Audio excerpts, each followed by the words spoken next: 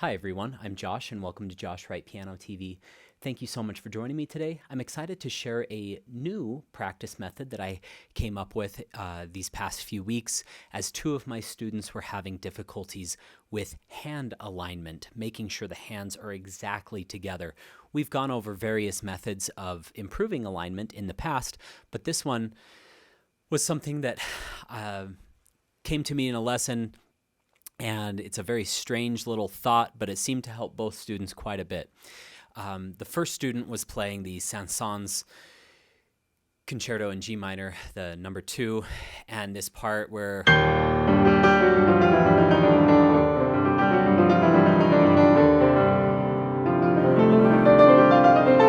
he was having a hard time lining up his hands. It was getting...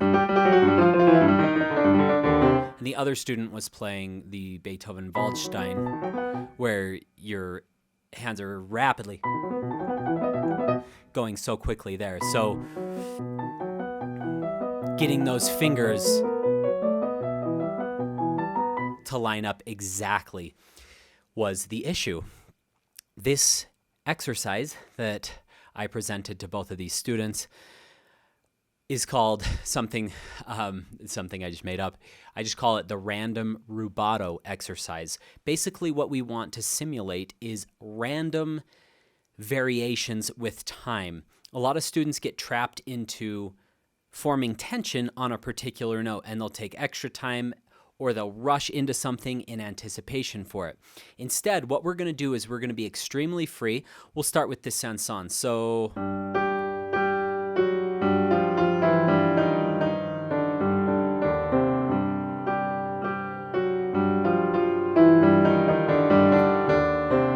You can see that rubato was not predictable. I didn't go... If you just practice like that, you're going to get used to playing more time on every first note of each group. So, time.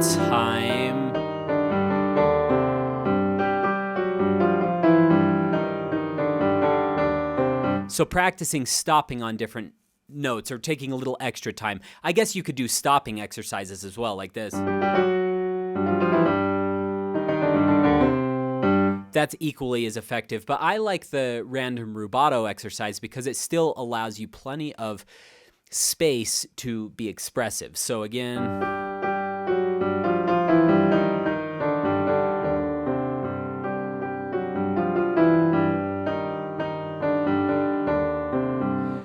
And just after a few times of having him do that, I said, now give it a try in a medium tempo, smoothly.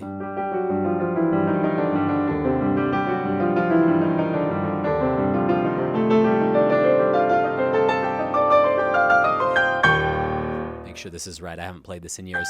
Yeah. And then I said, play a little faster.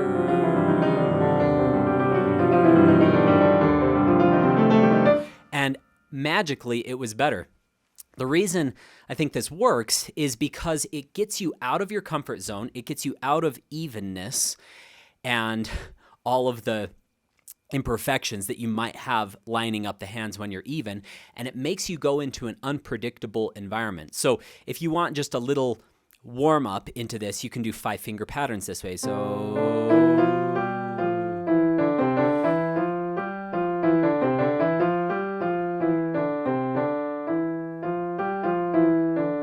trying to simulate a very random amount of rubato. On the Beethoven, it worked beautifully as well. Let me actually turn to this so that I'm not making silly mistakes here. We will be covering the Beethoven Waldstein Sonata, the Sonata in C major, Opus 53, in tutorials a little later this year. I'm currently working on it myself as well. So this passage...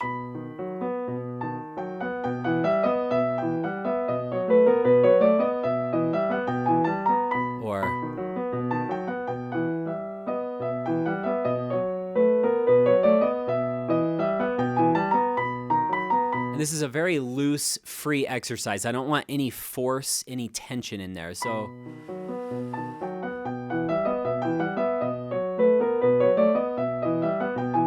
And you'll notice things like that. A lot of students trip over that turn. I've taught this a few times in the past. And if you allow yourself to feel a position to there, and then there, as you put it, and then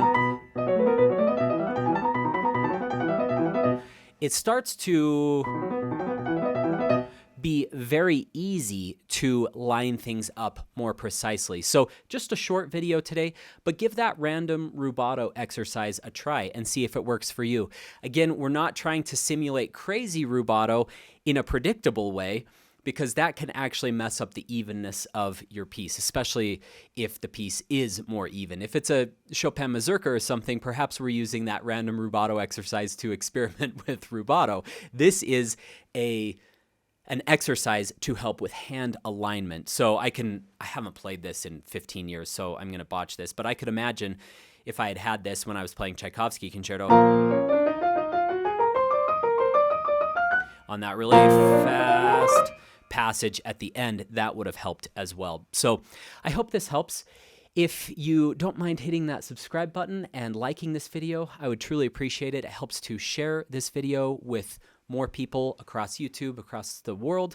I'm trying to get as much good information out as possible whenever I discover something new in a lesson or in my own practicing. I love sharing these ideas. I hope they're helpful in your practice sessions. I'll leave a few links for a free webinar containing 10 of my favorite tips, as well as 2 links for my paid courses if you'd like to go even deeper than this channel goes over, and finally a link to my gear kit. I'll leave all of that in the description below. Again, if any of you have any questions, my email's josh@joshwrightpiano.com. Have a great week. Good luck in your practice sessions.